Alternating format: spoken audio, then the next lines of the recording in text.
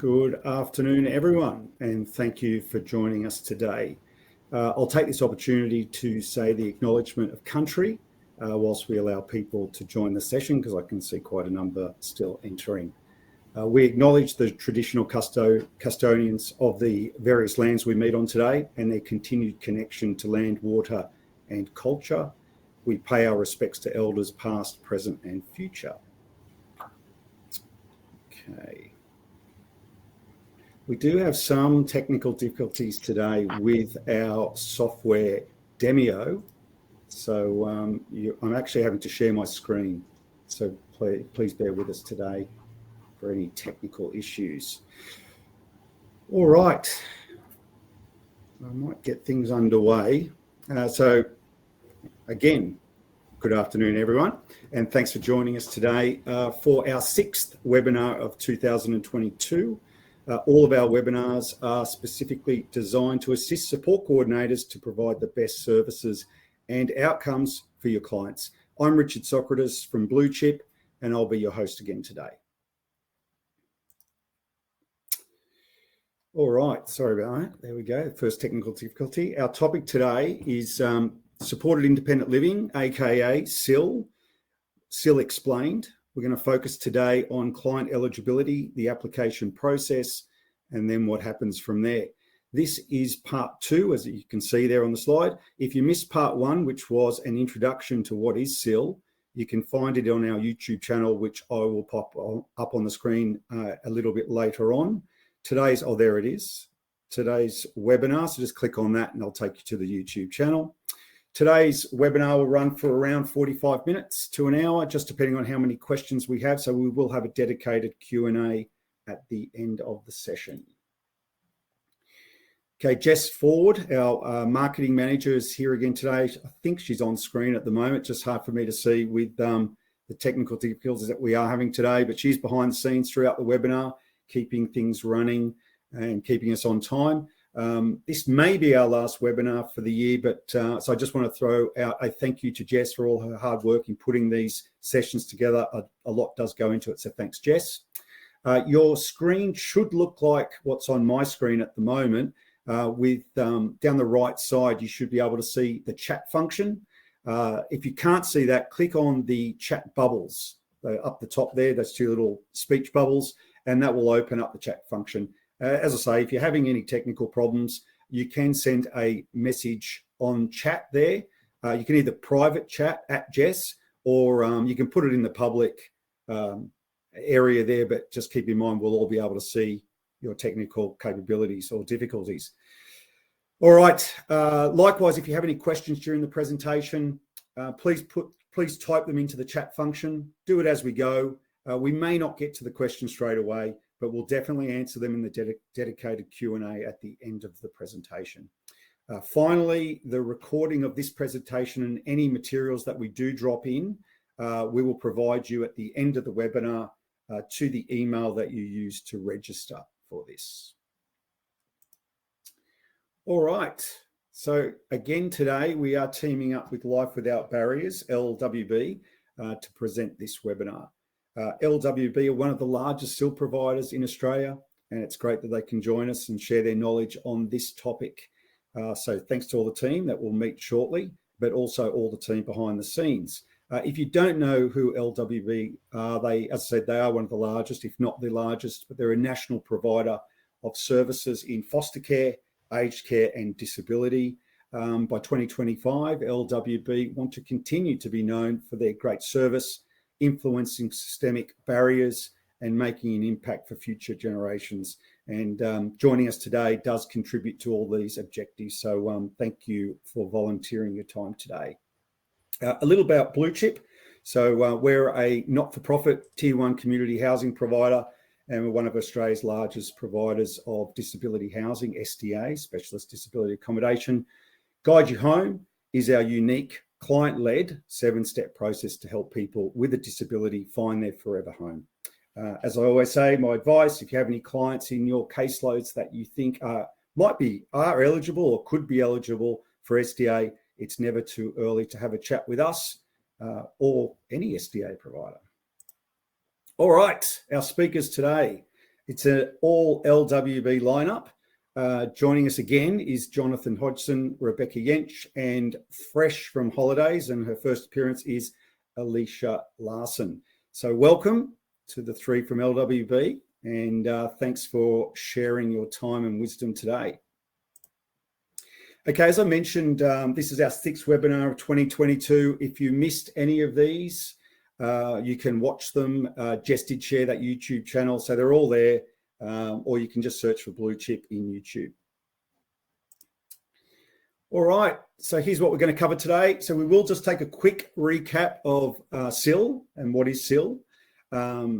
SIL in an ideal world, because it's not always the way it was intended.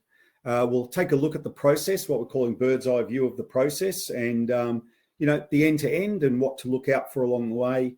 The forms, the application process, what's next after the outcome, where to from there, and planning the move. Okay.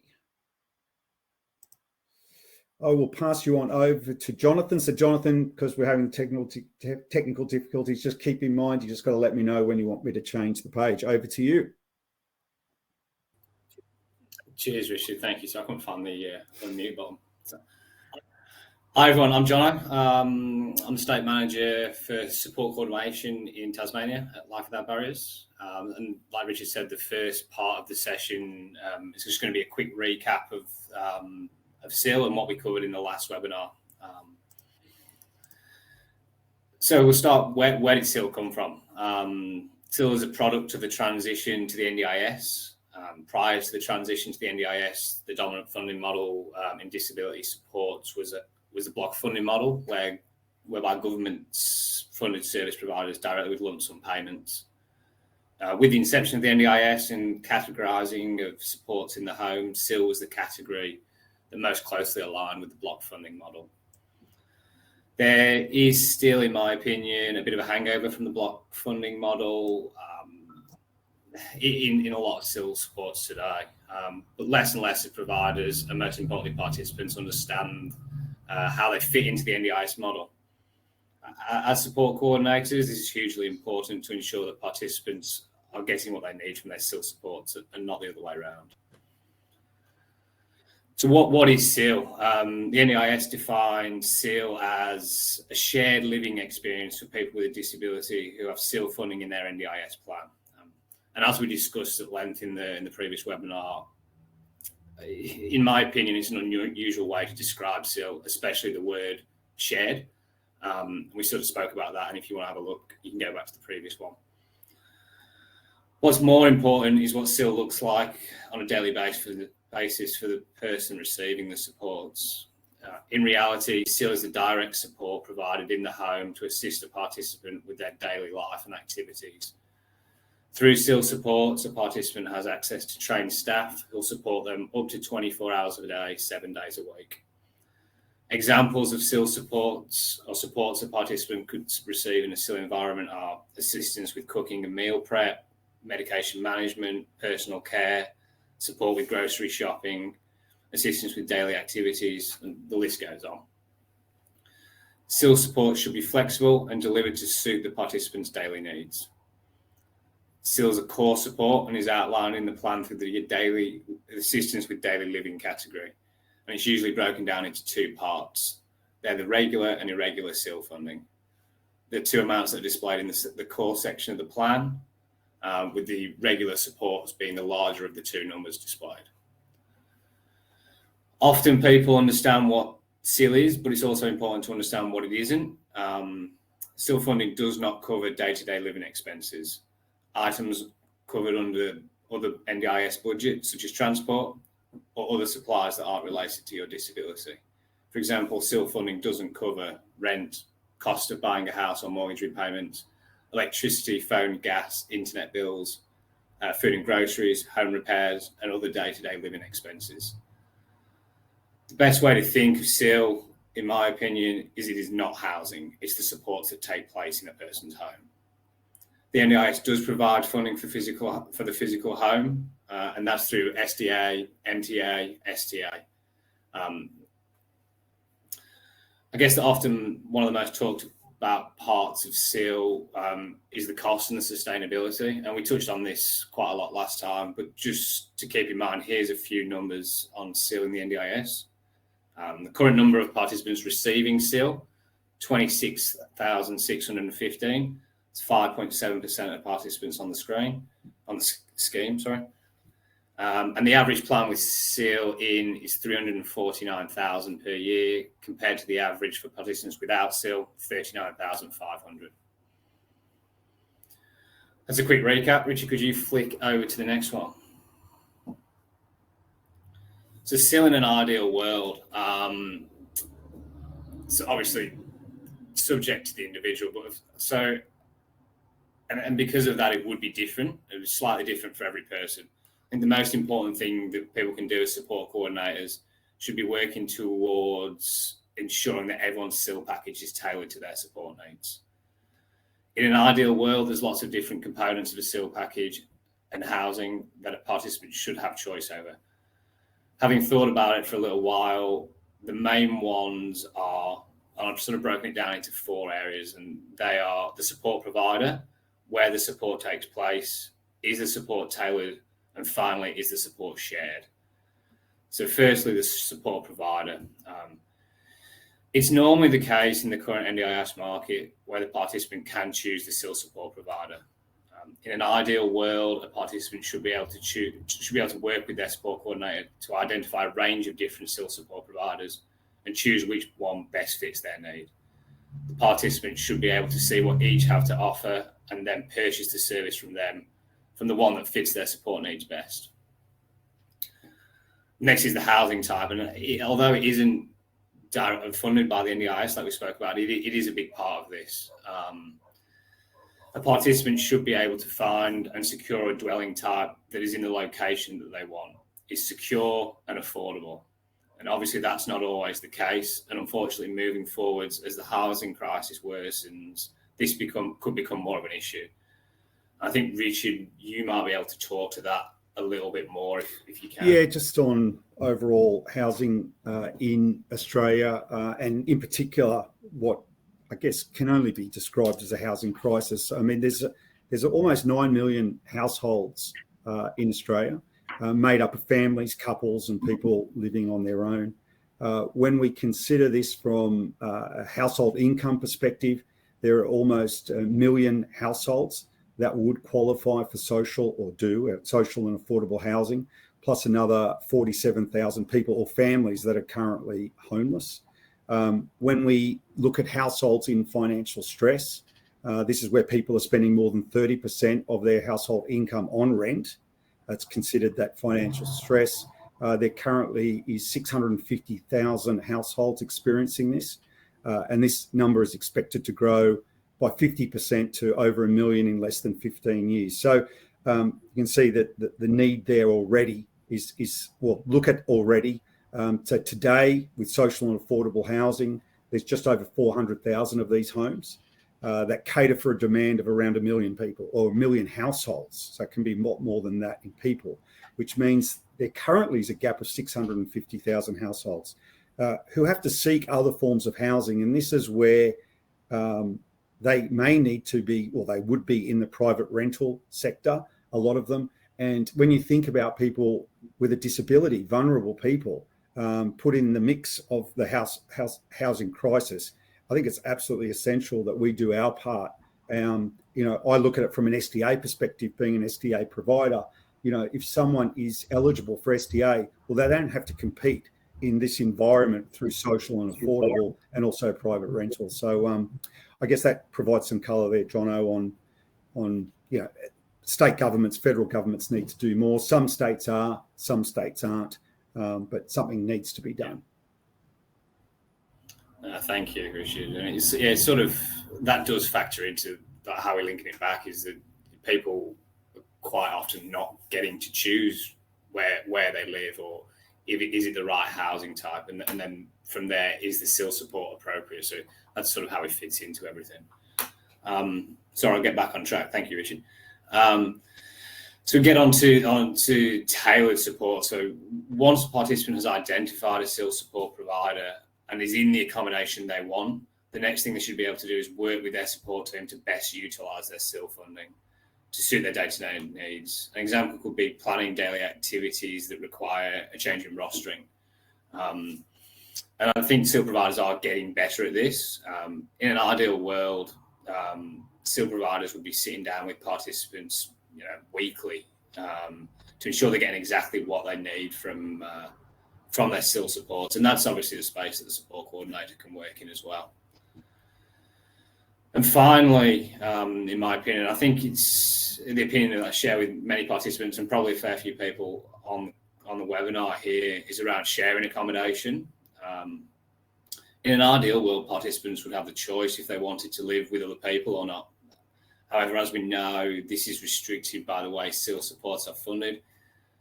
With large percentages of the time, people are funded to share supports. Obviously, this is all in an ideal world, and there are many factors that may affect if you can secure all elements that we've just spoken about. If that's not the case, make sure the participant gets to prioritise what's most important to them and what most importantly fits their support needs.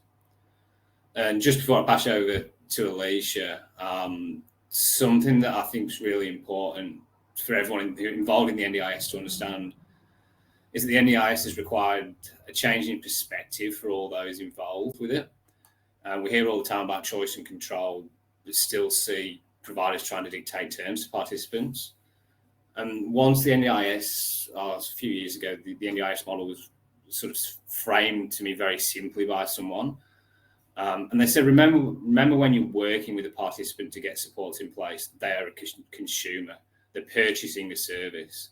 They said, if you went to a shop and they didn't have what you want, would you buy it? It's the same in the NDIS world.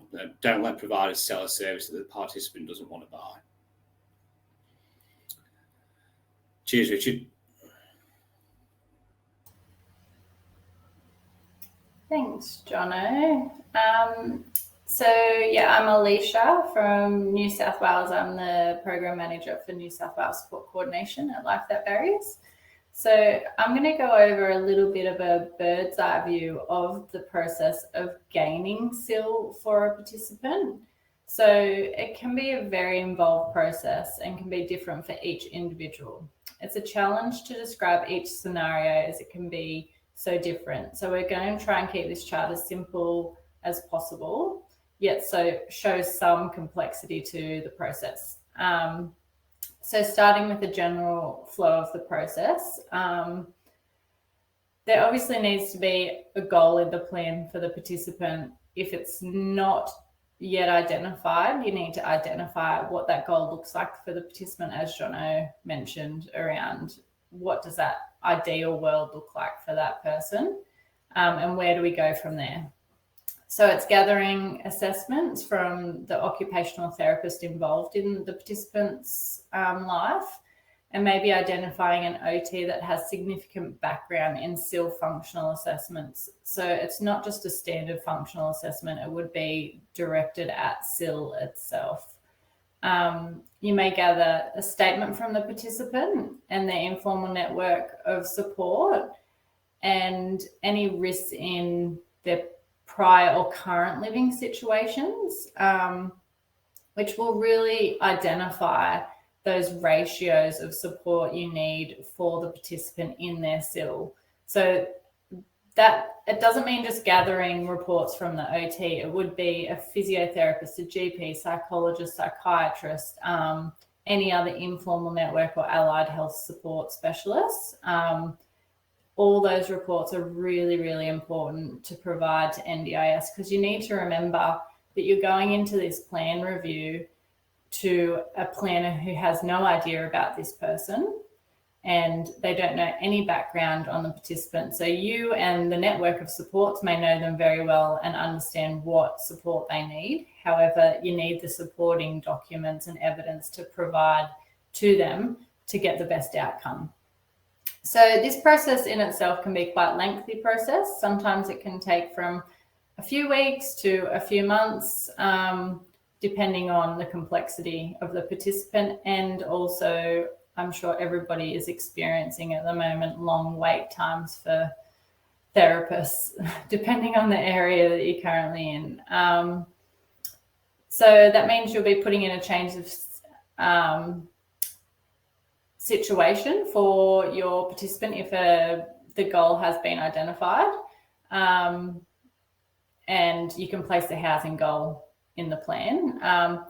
Sometimes your participant might not have an OT in their plan or funding for that initially. So what you will need to do is have the change of circumstance, get that funding for the OT, and then have the SIL functional assessment completed, and then you'll have to go back again for another review of the plan. So obviously during that process, some participants may have already identified a property or a provider they'd like to engage with, or it means working with a provider to source any vacancies that may even be getting an OT to look at a property with a participant and their informal network, but then nothing can really get locked in before the approval is given to the NDIS. But a provider that is very keen on getting the participant, they are often very helpful in submitting as much information as they can to support the request, and they may be part of the evidence gathering before application. So again, that OT report is really important to highlight the needs and requirements of the participant. This needs to, and I highlight, it needs to be a SIL assessment. It's not just a standard functional assessment. It may be, and like Richard and Jono touched on, it may be worth doing an SDA assessment for the participant too at the time. Hit two birds with one stone sometimes, really depending on the complexity, again, of the participant themselves. For specialised disability accommodation, this does help the participant with the current housing crisis, ensure we can gain long-term suitable accommodation for the participant.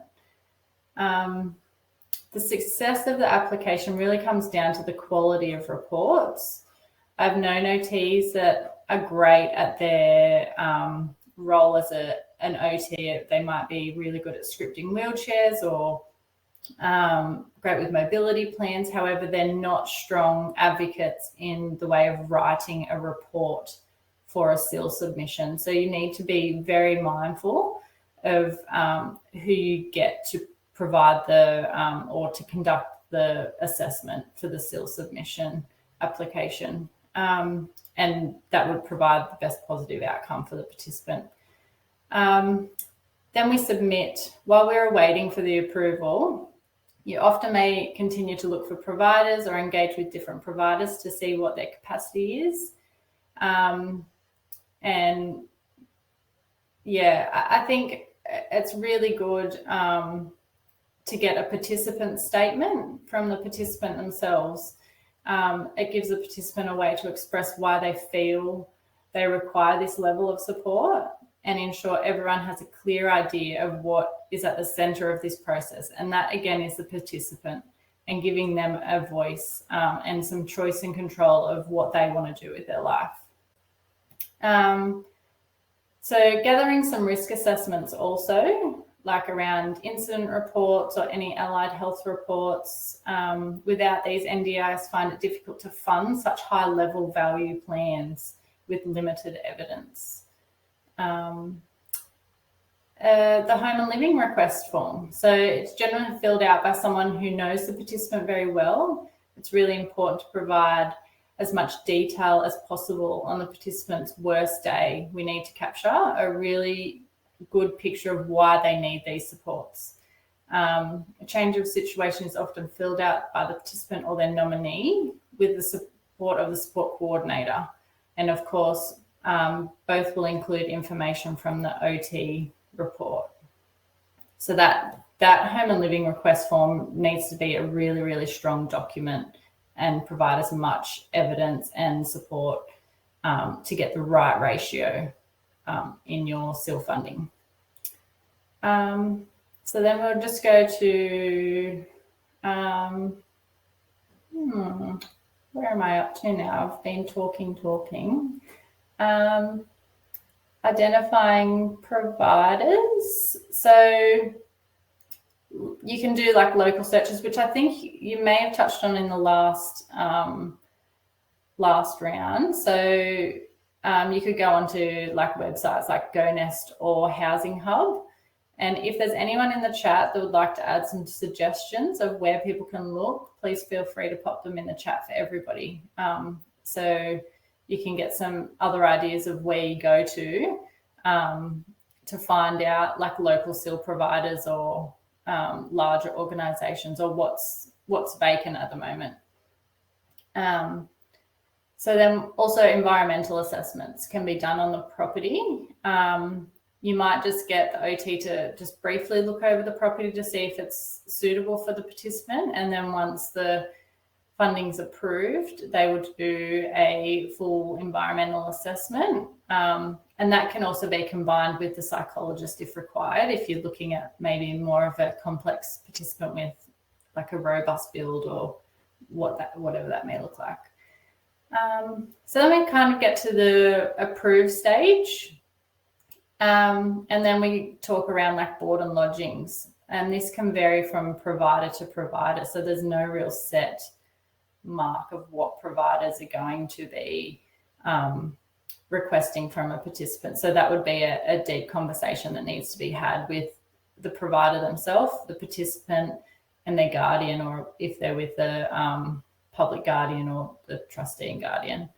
A lot of work after the approval is about linking people together, and the SIL is stepping in to take on a lot of these next steps.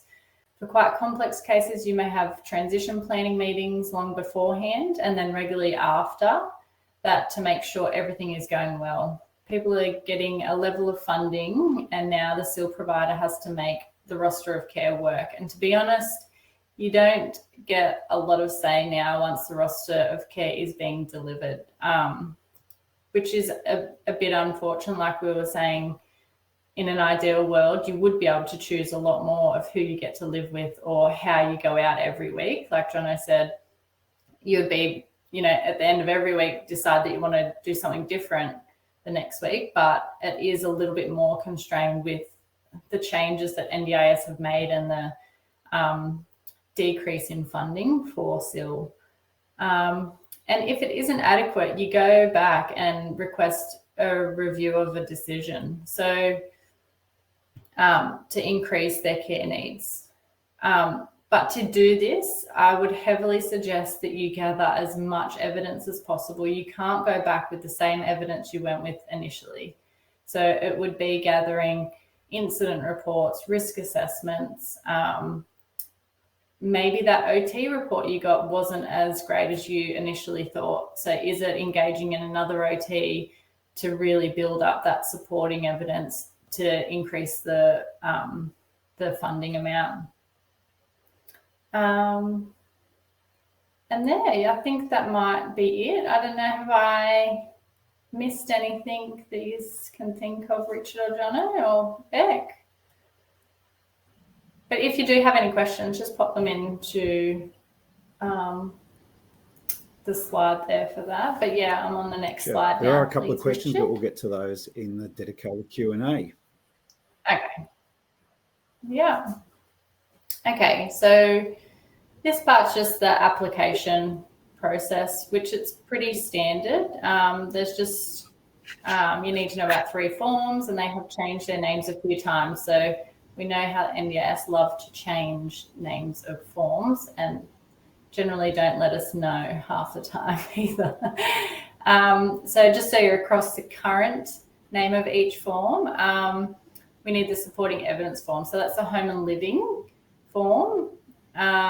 This is the core of the SIL application, the official collecting of the evidence. So very important. If you want SIL, you need to ensure this is submitted with all of your other supporting documents. Don't just submit it on its own. Make sure you put that OT report and all the other evidence with it. A change of details of a change of situation form. Before it was called change of circumstance. This form is primarily used to request a review of the current plan due to a change of their situation.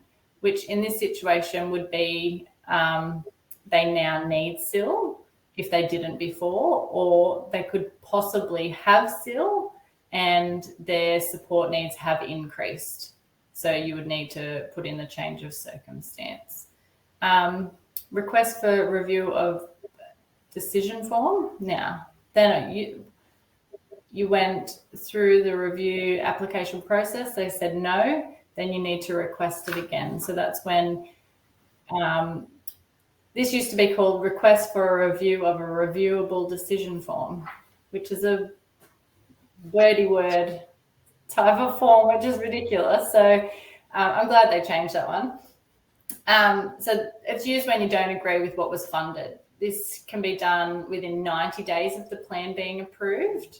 Again, though, if you can gather more evidence to put with that. In some scenarios, someone can be moving into SIL and you're asking the SIL to provide data ASAP to gather the evidence within that 90-day time frame. You'll see these, I don't know, Jess has popped off that I can't see her. So she was going to put on some forms in the screen, but she might be able to pop them in the chat or something later. They're so there we now. can attach if those everyone forms just clicks anyway on them, if whoever wants them, just click on download button, and I can see people clicking away now. So they've been dropped in. Oh, great. Yeah, can we just get you to say Thanks, review of a decision again?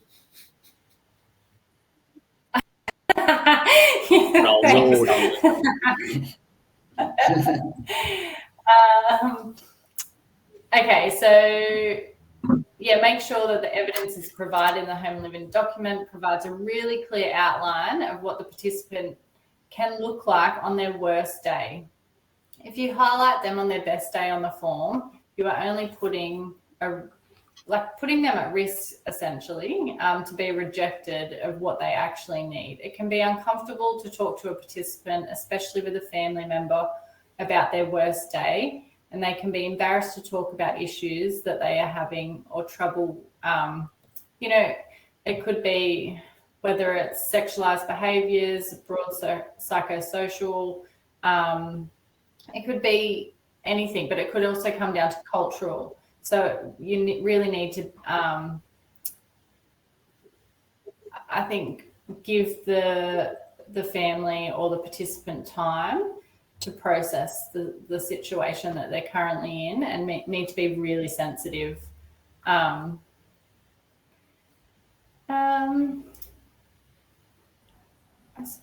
I think that might be it. I hope I've really touched on the evidence is the most important thing of all of this. Yeah, I think that might be it for me on that. If there's any questions, though, pop them in the chat, and I'm happy to answer at the end.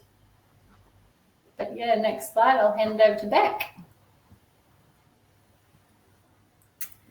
Hi, my name's Rebecca, and I'm the Senior Support Coordinator for New South Wales for Support Coordination. And I'm just going to follow on from what Alicia's just shared in relation to the process. So you've got the outcome and what to do next. So there are a number of things depending on the outcome. Are you going back for a request to review of the decision?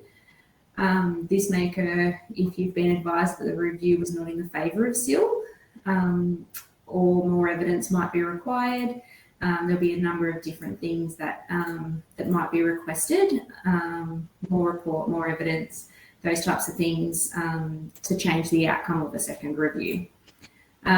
Or you got the supports that you've requested, and it's time to start engaging with providers to secure SIL supports that meet the participants' needs. And what does the home that those support is going to be provided in look like for the participant? These are all questions that you'll need to work through with the participant and the supports that are already in place. All right, just on to the next slide, please, Richard. All right, so planning the move. After approval, a lot of activity is centred around providing the SIL with everything they need to be able to start their intake process. Most of the time, it's providing information to the SIL to support the intake process, but more but for more complex needs, then there may need to be discussions about transition before the application was even submitted. And are they engaged in transition meetings for a period of time and for a period and also after moving in? The SIL can often ask for what seems like a lot of information, but being prepared helps speed you through the things of the intake process. They may ask for recent OT assessments, a medication form that they may already have if they're coming from a previous service provider, support plans that they may have in place already that they can utilise to create new ones for their support.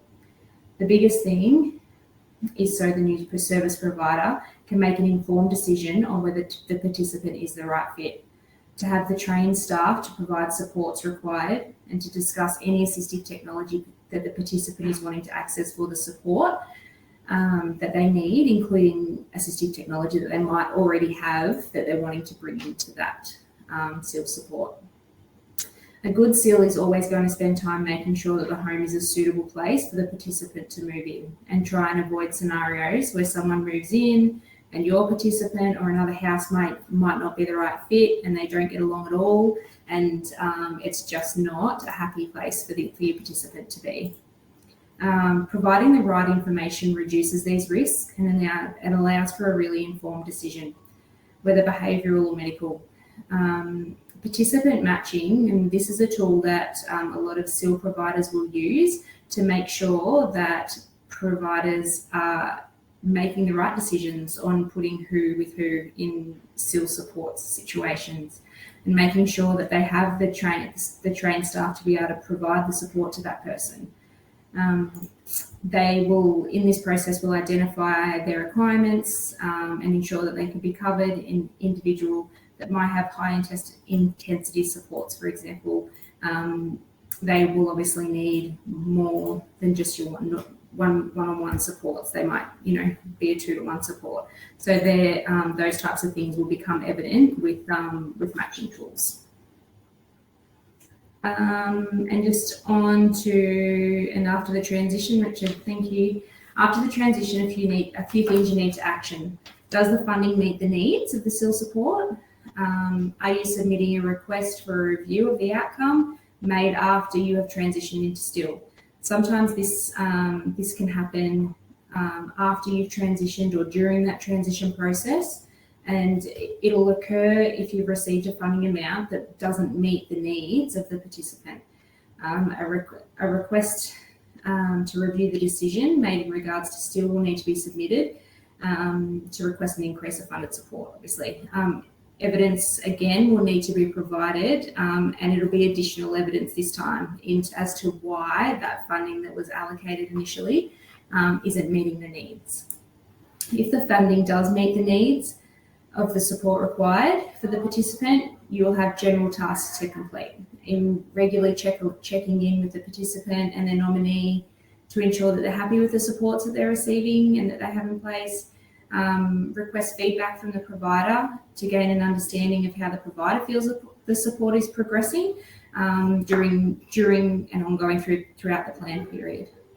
Towards the end of the plan period, or if it's a multi-year plan, every 12 months, it's important to review the supports that are in place for the participant, as they may have increased their capacity to do things and their supports may just be reduced. Engaging with occupational therapist for a review on how the recommended supports are being utilised and are they working or not working for your participant. Supporting evidence, as I've said, and Alicia and Jono, everybody said that it's definitely supporting evidence is the key to making sure that your participant gets the support that they need. Thanks, Richard.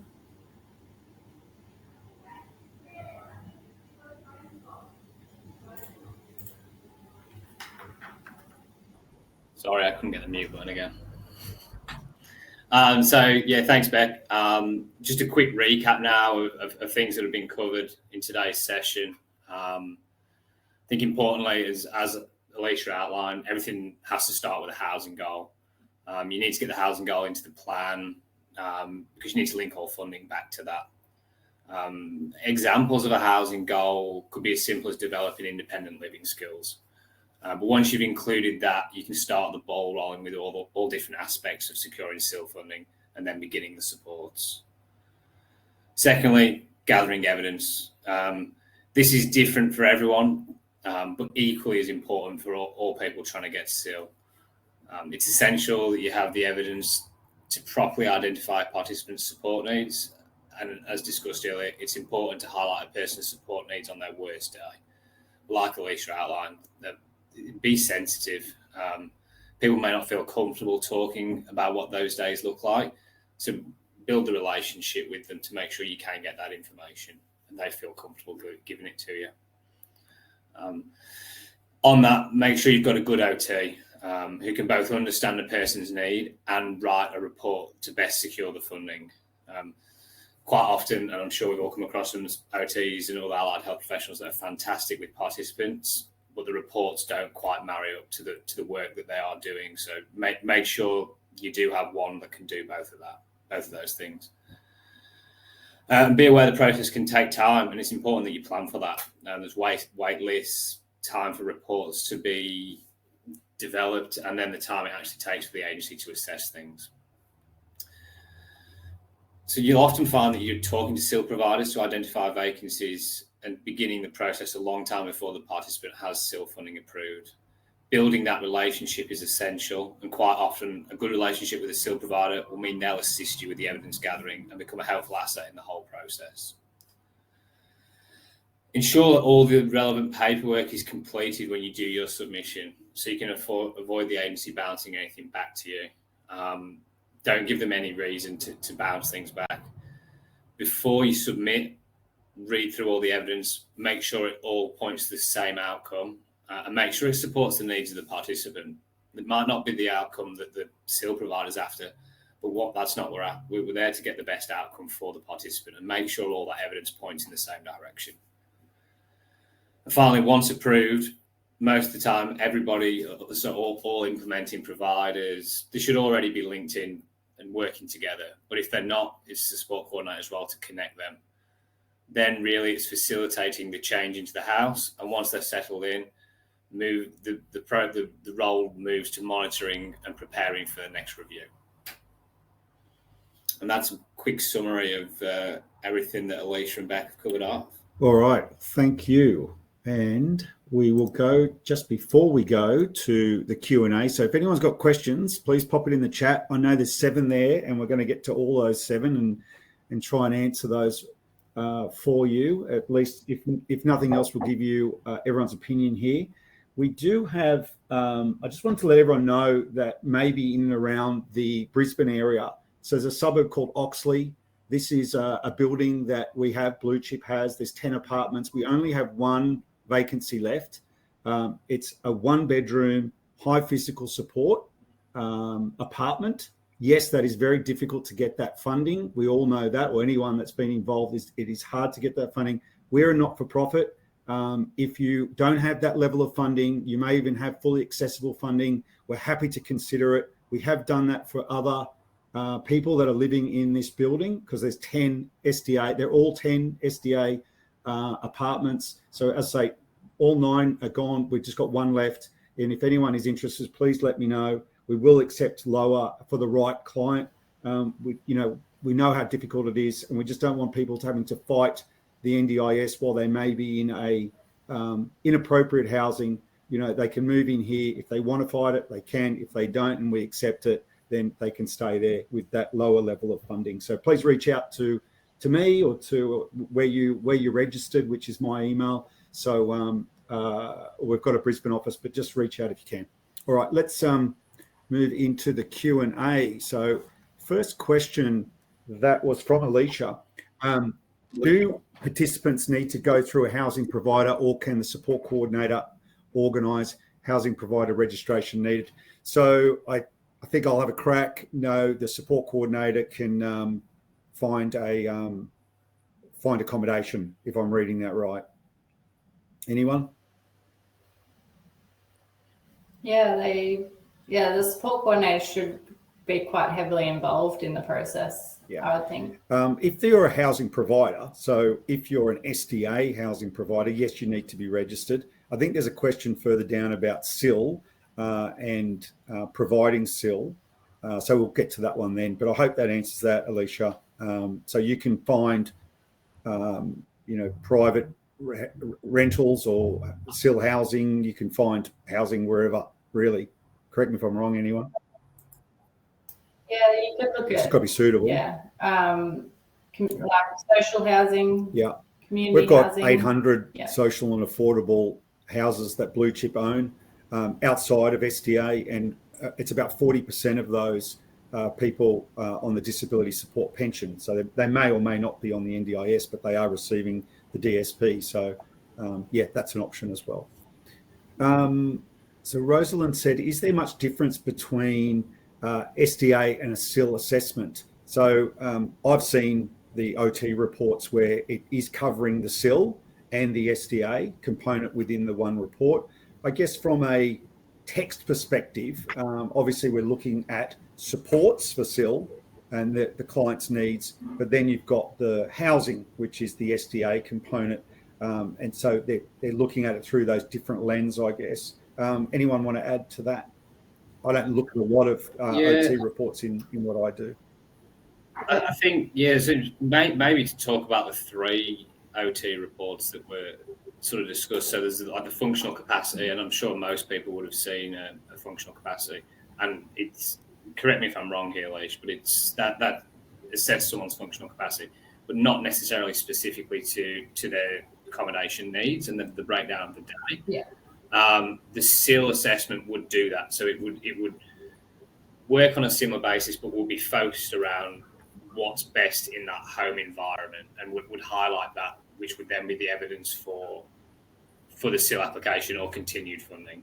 And then the SDA one, is around the actual physical modifications. Is that right?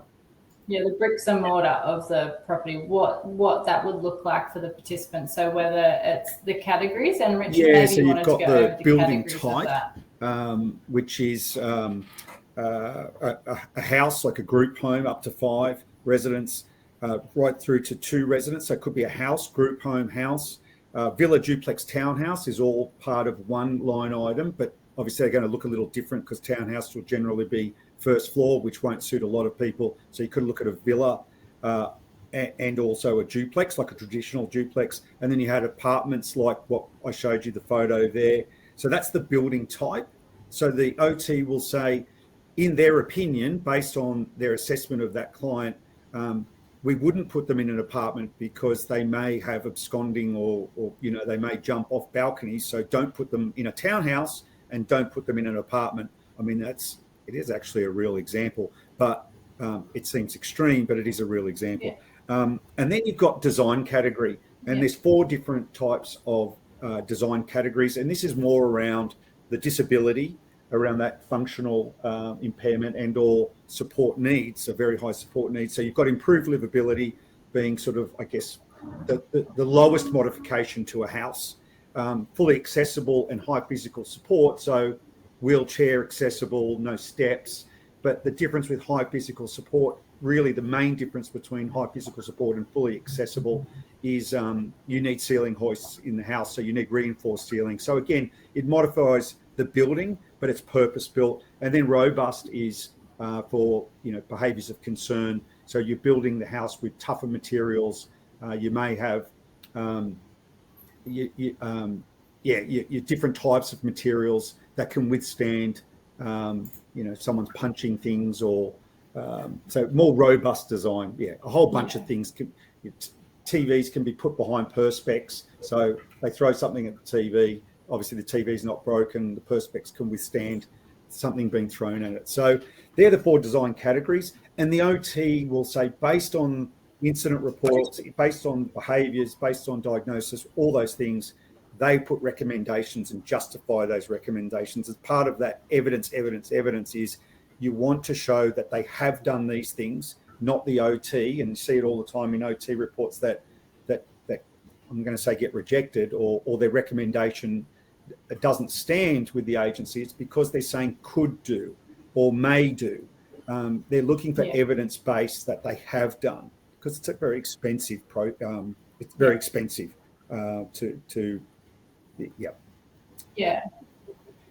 So I think, Richard, like breaking it down into those three, they are different, and it's very important that you focus on the one that you're going for. And if you are looking for SIL and SDA, you may get an OT that might combine them. However, it will cost more. It's not going to be just the cost of one.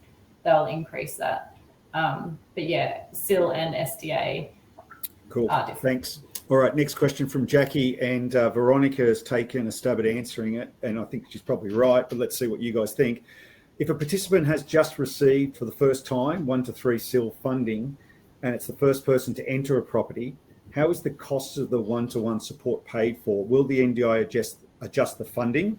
In the town the participant lives, there is limited suitable housing availability, and the participant has chosen a SIL provider that is opening a new SIL house at a 1 to 2, and hopefully in the future 1 to 3. Let's have a look at what Veronica said. Jackie, I went through this, and the NDIS would not increase funding for my participant who was funded 1 to 3, and there were only 2 participants moving in straight away.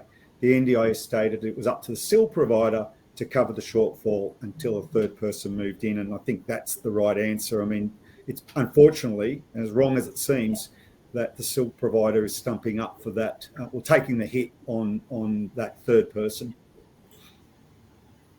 Yeah. I think, on that, it's the agency don't fund the house itself. It's what does the individual need. It's then up to the support coordinator and more often than not the SIL provider to make that work within a house. And obviously, I think in this case, they're obviously aware that this person's funded at 1 to 3 and are going to move this person in, knowing that there's going to be more people coming in down the track. So ideally, they would have moved everyone in at the same time if that was possible to avoid that shortfall, but that's the decision of the SIL provider. All right. Jinto, hi, what are the possibilities for an unregistered NDIS provider to set up a SIL house? Right. So I'm going to put my SDA hat on. Anyone can own an SDA house, but not anyone can be an NDIS registered SDA provider. So if you do own an SDA house, you need to find an SDA provider, and they'll manage that with the agency and also with whoever's moving in. So how does it work with SIL being support, not housing, but yet there is SIL houses? You'd still have to be a registered NDIS provider, or you could own the house and rent it to a SIL provider who would be registered. I think that answers it. Yeah, you have to be registered to deliver SIL. But you could own a SIL house as a private person, but it would have to be rented by a SIL registered provider. I think the main thing there is to really try to separate SIL and house. So I know we talk about, like we used to talk in terms of like group home or whatever. SIL is totally separate to the house. So it's the supported independent living, and then you have the home. So the home is totally separate to the SIL. So in this case, I think you may be referring to just the SIL, not the home itself. I'm not sure, but but we need to remember that too. It does get me every time that, and it took me a while to get my head around it, because people say SIL home. It's a SIL operated home. So even though it's the supports, the SIL provider could be providing the home, albeit that home is not registered with the agency in any way. Correct me if I'm wrong. All right, Alyssa, how would you approach a situation where a participant lives in a home that they own with modifications already completed for their disability? They require 2-to-1 supports for a period throughout the day. However, NDIS will not fund this within the home and will only fund SIL. Participant and family are distraught about removing individual from the home they own and forcing them into a shared accommodation. Family are now trying to have 1-to-1 supports instead, but participant staff would be at risk. Thoughts? I have a participant myself who has one-on-one supports and 1 to 2 at times in her own home, and NDIS should fund it. They should not push somebody into SIL. Choice and control. Go back, girl, and get a good OT report. I would say the most supporting evidence as possible. It's, maintaining her informal supports, maintaining her relationships. As soon as she moves into that SIL, it could totally change. And it sounds like it's very distressing at the moment for the family. So I would be, I don't know, I'm sure you already have really tried, but if you can try and get a really, really good OT report to support why she should stay at home, whether that's engaging with a psychologist as well to see what impact this is having on her mental health, them trying to push her towards SIL, I would say. I don't know. Everybody else might have a different opinion. I think that's absolutely right. And you've got to push back because the person already has a large part of this, and it's their house. They're comfortable with it. It's already modified. So getting the supports into the home is the best outcome for the participant. And you're right. If you got your pushback, get more reports. Yeah, I think they're just looking at it because it's cheaper for them to put her into SIL, which is not what the scheme is all about. Made the modifications. Put their words back on them. Go through the NDIS website and find some of those words on the NDIS website of what they stand for, and put those in your reports as well. Yeah, use some of their legislation words. I think the next question was about the same thing, about just, can anyone help? And feel for you there.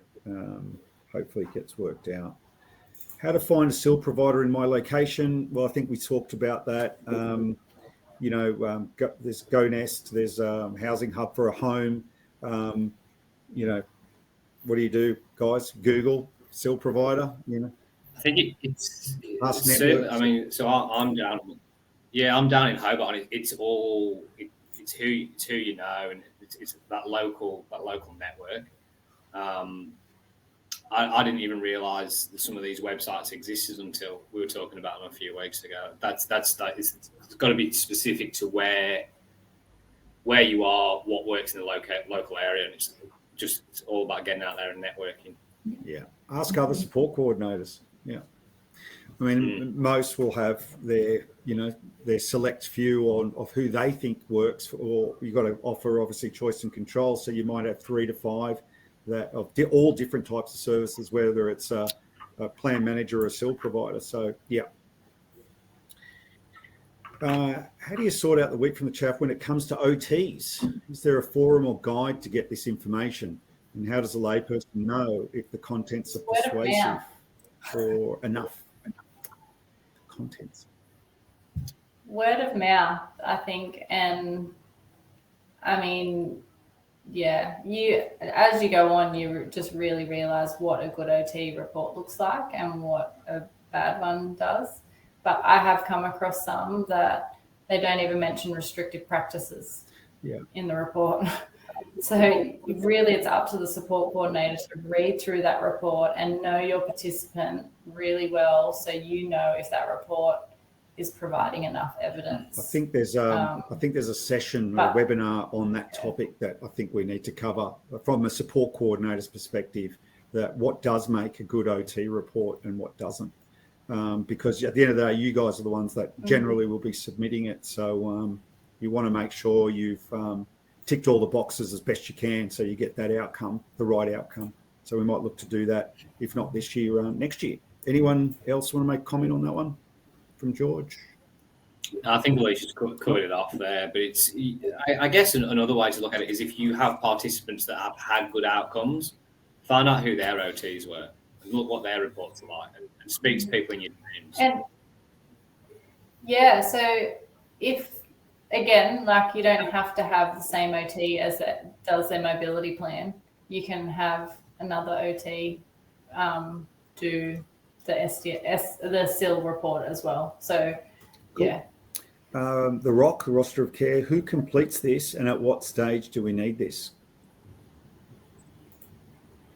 So that goes, it's the physical document is completed by the SIL provider. It should be done in conjunction with the participant, probably sometimes the support coordinator, and obviously all the reports and the allied health professionals. They will also submit it as well. Okay, cool. Can a SIL house be a double story? I guess it could. Could. Yeah. Just depending on who's going to live in it. It's likewise, you know, SDA, you can have apartments, you can have townhouses. Traditionally, townhouses have one floor, one or two, you know, ground floor, first floor. I think you need, like a SIL house can be any house. Yeah. It could be your next door neighbour. Yeah. And that's what makes it very different to SDA, being purpose-built and under these building types and design categories like we talked about. Jackie, can a participant apply for basic SDA vacancies if they have improved livability in their plan? I think they can. Yeah, I think they can. I don't know why they would, because apart from stock. So basic SDA is the old legacy properties.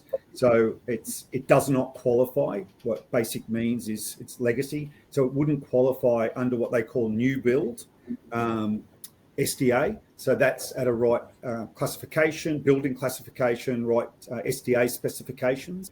And there is a document on building SDA specifications, the requirements. So it may not be right up to scratch, but yeah, I believe they could.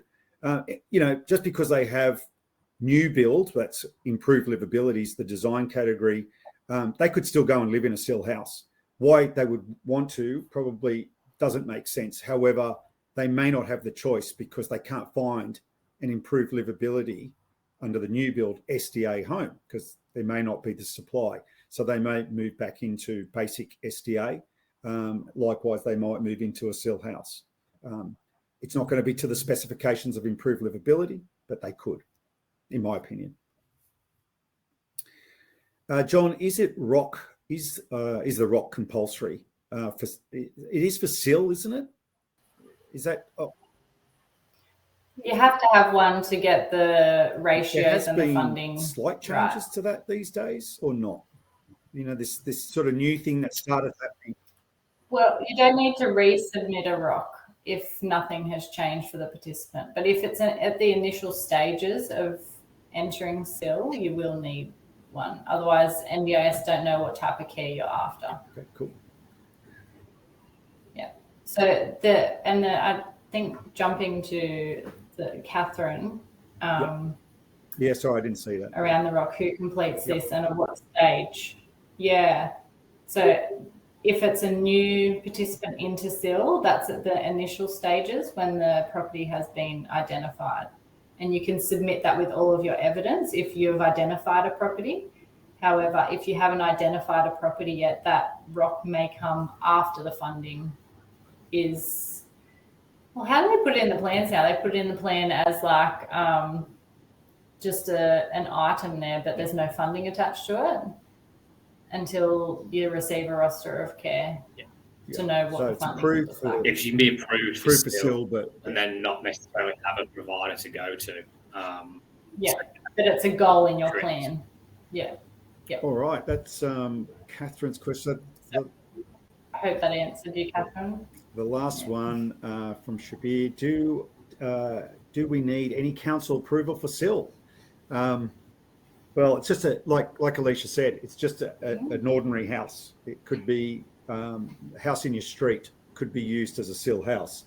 So you would expect that house does comply with council as opposed to in regards to having an occupation certificate. But to be used as a disability house, is that, guys? I don't know from a SIL perspective. Obviously, there is from a SDA.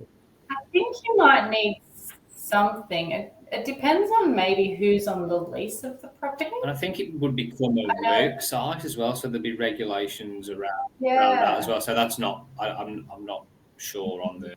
That might be something to look in, that we need to look into. I don't do all of the tenancy stuff because I noticed there's a big shift towards the participants themselves becoming the tenant on the lease other than the provider themselves. So Yeah, because traditional SIL it might housing, be different. it'd be But it is a LWB workplace. that's signing the lease with the owner of the property. But like you say, Alicia, that might be changing. But not sure there. Yeah. As I say, it's not the support coordinator world. That is probably more in LWB or any SIL provider. It's going to be the housing section, that the asset managers that would be looking after those things. All right. We've got one last question, have we? I have a participant who moved into an SDA basic home. She doesn't have a physical disability. The housing provider has asked for an SDA assessment. On what grounds could the OT justify her need for SDA funding? On what grounds could... You don't have to have a physical disability to get SDA. No, it really does come down to on what grounds could the OT justify. It just comes back to the rules around SDA. So, I mean, the starting point is they need to have extreme functional impairment and or very high support needs. I know that's such a general answer, but that's your starting point.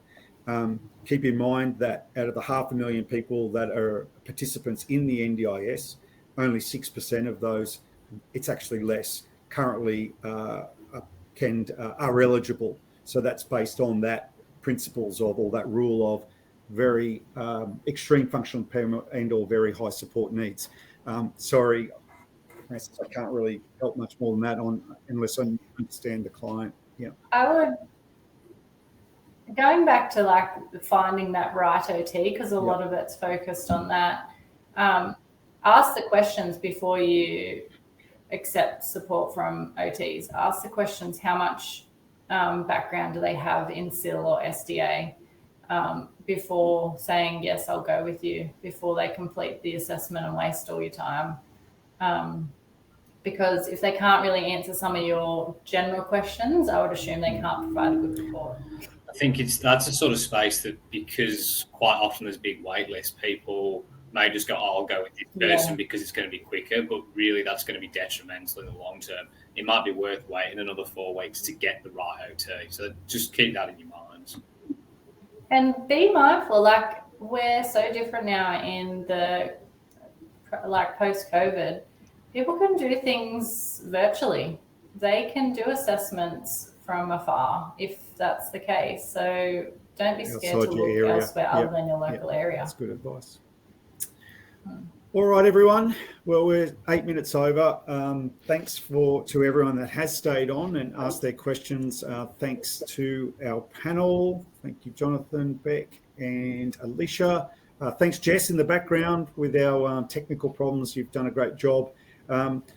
This is our sixth webinar for the year. As I said, you've got the link. We're not sure if we'll do another one this year, but if you do have any ideas, we did talk about a couple of possible topics that we could cover, but we're probably getting close to the end of the year where we're all starting to think about that. So we will definitely see you, if not before the end of the year, we'll see you in the new year. So thanks, everyone, and thanks for joining us, and bye for now.